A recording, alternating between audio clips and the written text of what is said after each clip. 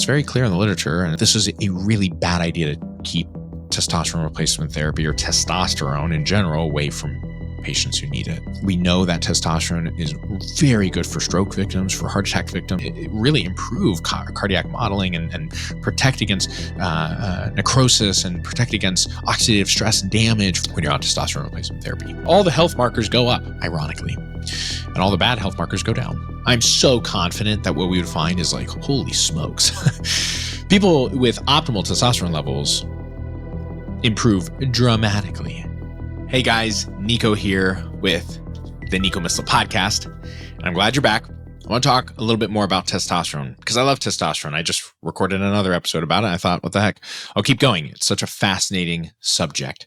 I want to talk about some myths I've seen floating around again and again.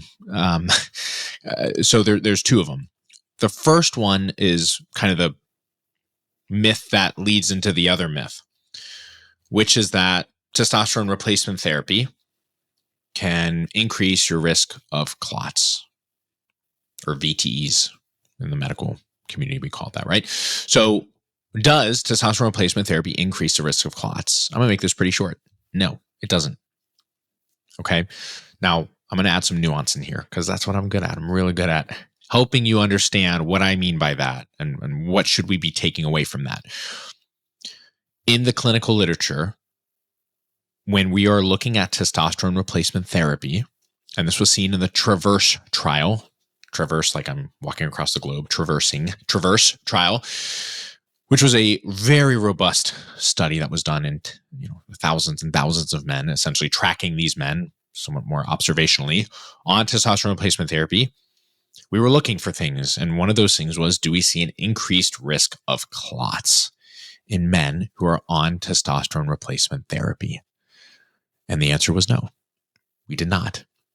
So earlier this year, in fact, the FDA, which for the longest time had a black box warning, it still does, on testosterone replacement therapy, or testosterone cypionate, for example, if you get that from a retail pharmacy or whatever, there's a black box warning technically on the box, which is suggesting and saying that there is a risk for clots with testosterone cypionate or testosterone replacement therapy. Watch out, beware, right? And we would have to tell our patients about that, even though the studies, by the way, the Traverse trials and stuff, that was done a while ago now, but it's just now coming to light.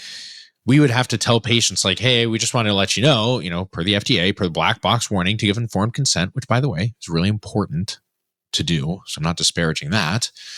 We would have to tell our patients and write it in our consent forms. Hey, technically speaking, all the studies say that testosterone replacement therapy does not increase the risk of clots or strokes or heart attacks and things like that. But we have to tell you that it does because there's this black box warning from the FDA. I talk about this in great detail in the master course. So again, I'm not going to belabor this point. And again, if you're like, where are these studies cited? They're cited in there. Okay. If you're a provider, I want you to check that out because it's really important. I want you to know this stuff. And if you Google the Traverse trial, you'll find it. It's pretty obvious. But again, so just earlier this year, this summer, the FDA came out and said, hey, guess what? Based on that Traverse trial thing, we're going to remove the whole testosterone causes clot thing on the black box warning, or heart attacks, by the way, also. But I'm focusing on clots today. But those were removed from that black box warning earlier this year. Awesome. Amazing. That was great. Even though we've been talking about that for probably 10 years now, whatever. Thankful that the FDA removed that. Thank you very much. And so now we don't have to worry about that. But again, it's still, for some reason, out there in the world as a concern. And most of your patients, if they talk to, again, a primary care provider, a cardiologist, blah, blah, blah, blah, blah, they're all going to spout the same nonsense that has been spouted for decades now, which is that testosterone replacement therapy increases your risk of clots. It does not increase your risk of clots. Now, I want to be clear. Say a patient, this is a really common thing I hear.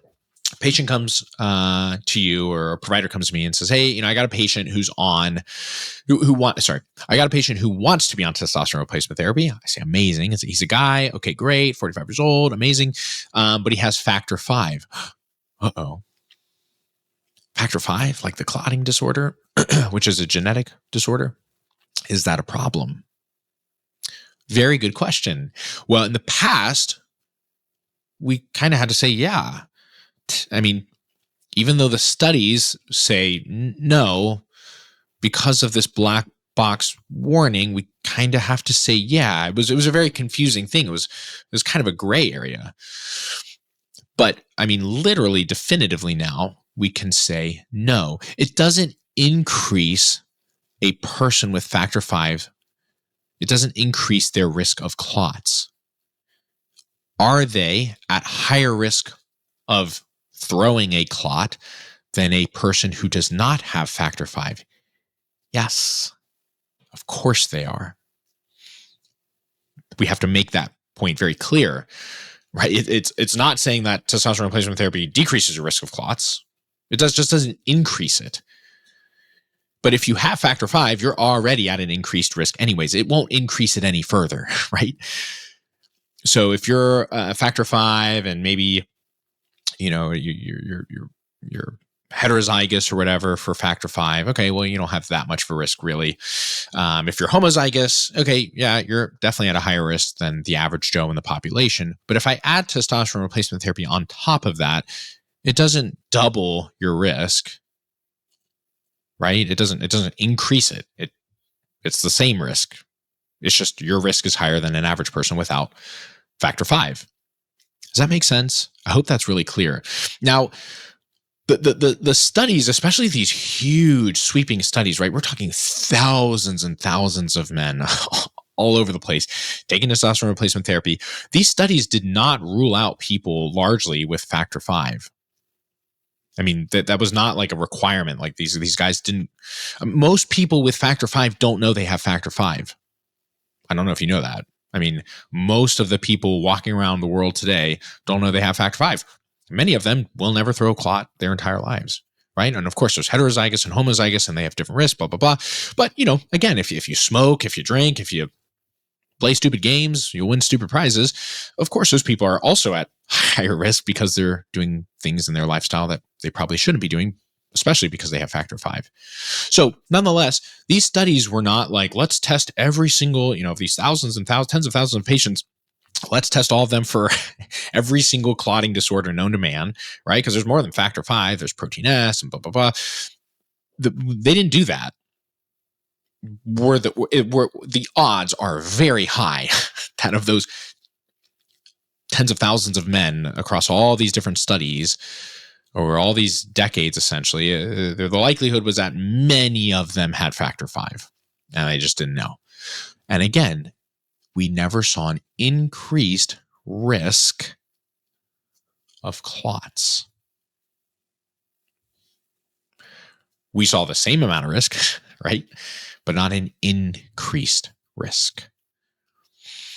So this brings me to testosterone as a molecule. Okay, testosterone, and especially its metabolite, dihydrotestosterone, have actually a lot of really positive net benefits around anticoagulation. So literally, there are studies that show that testosterone and dihydrotestosterone, if you have healthy, adequate levels of testosterone and dihydrotestosterone, you are far less likely of developing clots and far more likely of producing anticoagulant factors versus procoagulant factors. And of course, this kind of makes sense. I mean, like, we don't see young guys throw clots. It's just not a thing. Just like we don't see young guys get prostate cancer, just like we don't see young guys have heart attacks. Now we see men above the age of 45, 50, especially, and especially even more so into their 60s, the lower your testosterone gets, the older you get, ironically, the way more likelihood of you having a heart attack, throwing a clot, having a stroke, blah, blah, blah, blah, the way there's an exponential increase from when you're in your 20s and 30s. Exponential. And yet, again, most guys in their 20s and 30s have their highest amount of testosterone they'll ever produce in their entire life. So it begs the question, okay, well then does testosterone really cause clots or testosterone replacement therapy? No, it doesn't. It doesn't. We know that testosterone and dihydrotestosterone actually helps the velocity of blood flow. It aids in the velocity of the movement of blood through the vessels. Super important. Of course, as we age, does that weaken? Yeah, it does.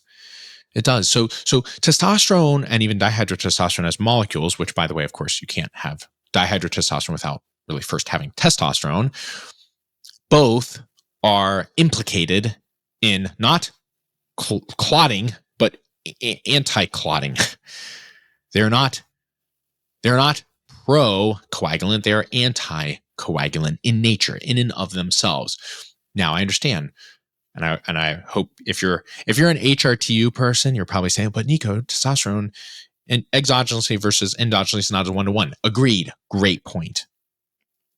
So I would say, well, the only way we could really know then is to turn to the studies. And guess what? The studies show that, in fact, testosterone does not increase the risk of clots.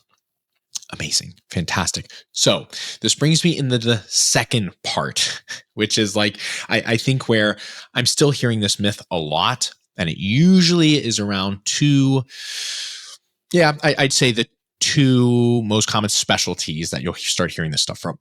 Excuse me. One is cardiology, right? God love them. We love cardiologists, right? I mean, they're amazing. They do amazing things. They save people. However, they are like, one of the few subspecialties. I mean, there are many, but they're one of the few subspecialties that generally, again, umbrella term here, seem to be very anti-testosterone replacement therapy, largely because, again, their entire universe was built on this idea that testosterone replacement therapy causes strokes, heart attacks, and clots of all ilks. Don't give men testosterone replacement therapy. Okay, so we were all told that, essentially. I don't care who you are, doctor, nurse practitioner, doesn't matter. We were all told that for the longest time, even though it wasn't true, especially in the last 20, 30 years, but whatever. We were all told that. And especially when you're baked into that system, man, everybody and their grandmother continues to spout that off. You are not wanting your patient who's already very ill and sick, I get it, taking something that could in any way, shape, or form compromise that person. Fair game. However, it's not true anymore. It's just now bad information. And in fact, what we tend to find is that testosterone replacement therapy has a wildly strong effect on improving and even preventing cardiovascular diseases, events from even occurring at all. That's like linearly and logarithmically kind of true in the studies. And yet, again, it's a specialty that's just like, no, never. Over the last year, especially over the last year, I've had a couple of cardiologists actually say, you know what, that's fine. I've seen some of the newer literature. I get it. Amazing. So there is change coming. By the way, there are, I know some amazing cardiologists who are like very, very pro TRTs. It's awesome. But again, I'm speaking in general terms, like there's a whole lot of cardiologists and the vast majority of them are like very anti-testosterone replacement therapy based on these facts. So again, I have a lot of patients who see a cardiologist because they're older and sick and not well with their heart. And they come back and say, oh, Nico, my cardiologist is really not a big fan of this. And so again, I want to put them in a place of confidence. I want to share my confidence and actually excitement about testosterone replacement therapy and how great it's going to be for their overall health and wellness. I want to share that with them. And so I want to be able to speak to those facts quickly and efficiently and make it clear that this is the best. Trust me, Bob, this is the best thing you're doing for your health and wellness. You got to believe me. And you got to believe me. And you don't have to believe me because I'm just saying it, but because it's in the literature, right? God is the only person who doesn't have to prove anything. For everybody else, show me the data, right? And I'm everybody else. So I show my patients that if they need that, if they require that. But I want to make this really clear. We talk about these things like at the first initial consultation, especially if I know they're already on heart meds and blood pressure meds and blah, blah, blah. I want to make it very clear, hey, this is going to come up. Either you're going to Google it, maybe you already have, or your primary care, your cardiologist, someone in your life is going to say X. And I want you to know the truth. I want you to know the stone cold hard truth about this entire thing here, which is that testosterone replacement therapy does not cause all of these things. Okay. Easy peasy. My patients love that. They love hearing that first, because if they have to now go find that out on their own, if they stumble across it or their cardiologist just mentions it and they're like, oh my God, Nico never said anything about that. Well, now I'm the bad guy. And they should have every right to come back and say, Nico, dude, what the heck? Like, why didn't you talk about this? Or if you did, like, it didn't seem like it was highlighted very well. You got to be able to highlight these things for your patients right off the bat immediately. Because patients are smart, and they should be curious, and they should be looking this stuff up. Hopefully they are. And if they're not, I hope that they actually hear that from their other providers. It means they care. That's a good thing. Okay. So I usually tell them that. I'm like, I'm not here to disparage your cardiologist. He's looking out for you, or she's looking out for you. They're trying to do right by you. But the problem is they're looking at things through a different lens, right? And so usually what happens is my patients, eventually they go and see their cardiologist after they've seen me for the first time. And they come back and say, Nico, you were dead right. They said exactly what you said they would say. And I felt really confident in knowing that, you know what, I appreciate that, but I know I'm in good hands. And of course, we're going to show them that because they're going to start losing weight. They're going to see improvement in lipids. They're going to see improvement in their mental health. They're going to see improvements in their sex and relationships and blah, blah, blah. All right. All the health markers go up when you're on testosterone replacement therapy, ironically. And all the bad health markers go down. The next subspecialty that you'll probably hear this the most from, and I think it still confuses people to this day, I don't think there's enough clarity around this, unfortunately, is I'm just going to, again, another blanket statement, surgery of any kind. Cardiology, radiology, like IR. I mean, it doesn't matter. Like, it doesn't matter if it's a major surgery or minor surgery. You're going to hear it from any single surgeon. They're going to say, if they find out that you're on any hormone replacement therapy, especially testosterone replacement therapy, they're going to say you need to stop taking that. Why? Because it increases your risk of clots. Right? Surgeon's worst nightmare. Patient throws a clot. Fair. Totally fair. Super, super fair. But as a joke, I usually say, well, what are they going to do? Are they going to tell your testicles to stop producing testosterone? Help me understand. Like, you know, human beings produce testosterone, right? Does that increase their risk of clots? Like, what if I produce too much testosterone? What if I'm just producing too much testosterone?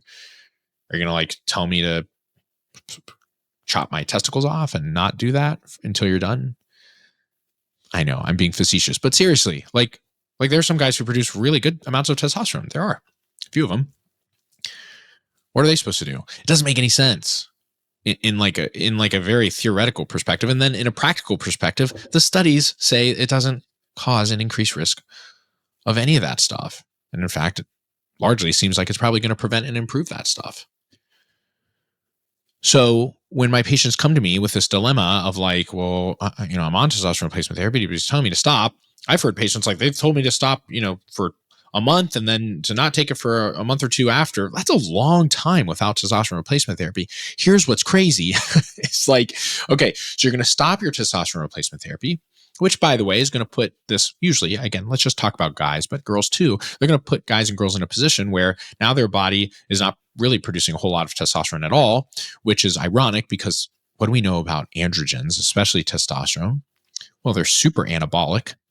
They're super anti-inflammatory. Wouldn't we want the body's most organically anabolic and anti-inflammatory and overall restorative hormone? Wouldn't we want that in the body as optimal as possible, because we're going to have the best possible outcomes thereafter? It doesn't freaking make any sense. It's like, make it make sense. Please make it make sense. If it's the clot thing you're worried about, let me just show you the TRAVERSE trial thing. Let me show you many other studies, by the way, but the TRAVERSE trial, especially like the one the FDA said is like, okay, that's good enough. We'll remove this idea that testosterone replacement therapy causes clots, because it doesn't. Help me make sense of this. That we're just. And if it's like, well, our consent forms say that, so we just stick with it. Like, come on, that's silly. That's crazy. We have to move on.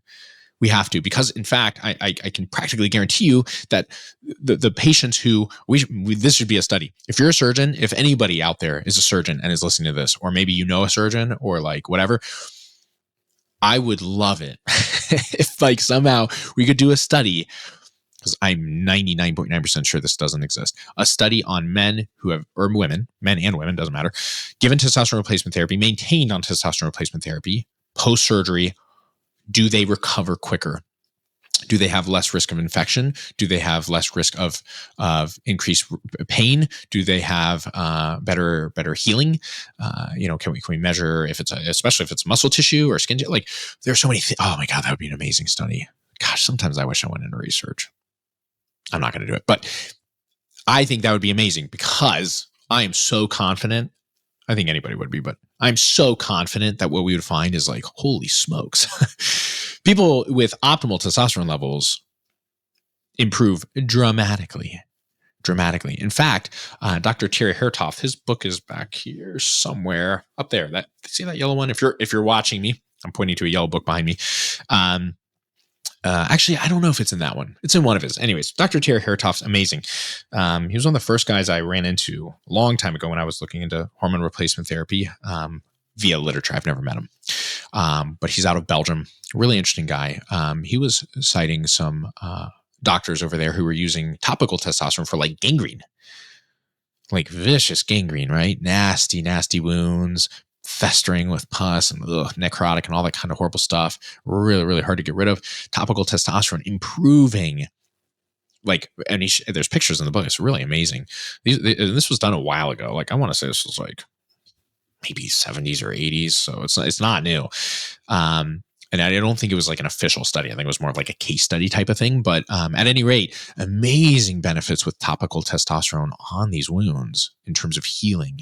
So, I mean, again, what I'm saying is we know testosterone does that. It does it better than just about anything else. And to deprive someone of testosterone replacement therapy, especially in a surgical intervention or wound therapy intervention or whatever, I think that is, I mean, I'll be bold. That's like medical negligence or malpractice. It could be both. Like, that's horrible. How dare you? Frankly, we know enough to know that that is wrong. It's just wrong. It's not, I'm not here to disparage you. I'm not here to call you stupid or whatever. I think that's like not where I'm coming from. Where I'm coming from is like, please don't do that to people. It's wrong. We know better now. And if you don't know, let me help educate you around that so you can feel confident too. Because again, I was one of those guys. Like, I didn't know if it was safe or not. Like, so fair. Let me help you, please.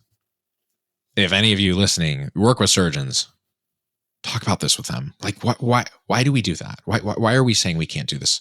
Why can't they take their testosterone replacement therapy? And if they're unwilling to listen, well, then say, you know what, I think that's...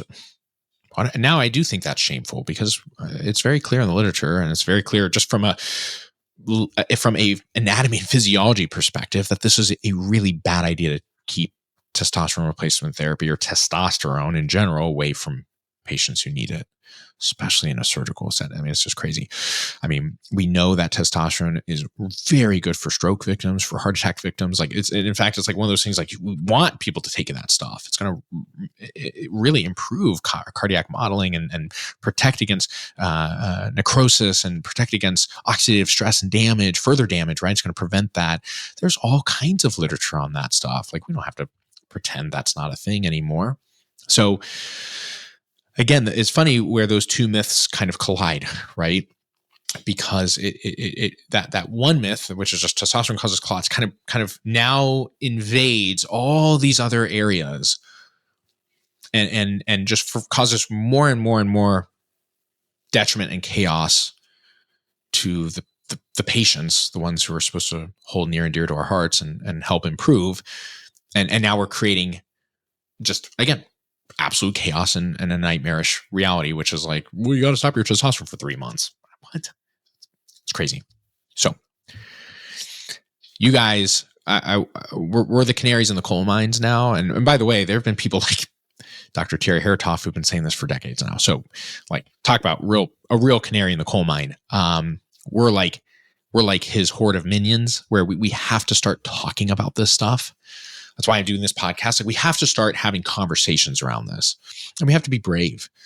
We have to be brave enough to say, you know, doc, I love you as a surgeon. I really do. What you do is amazing. Of course, like, surgeons are incredible, but come on, the whole testosterone thing. Can we talk about that? Will you just hear me out? We have to be brave enough to say it. And if he or she doesn't want to listen, let's bring it up to another person. I would love us to be those brave individuals who can speak their minds and stand for themselves, because we're not standing for ourselves. We're standing for our patients. We love our patients. That's what we got into this for. We're the best at loving our patients and making sure that they have the best rate of success possible based on the evidence at hand also. So it's not a either or. Really, they're mutual here. Okay. All right. I'm going to stop.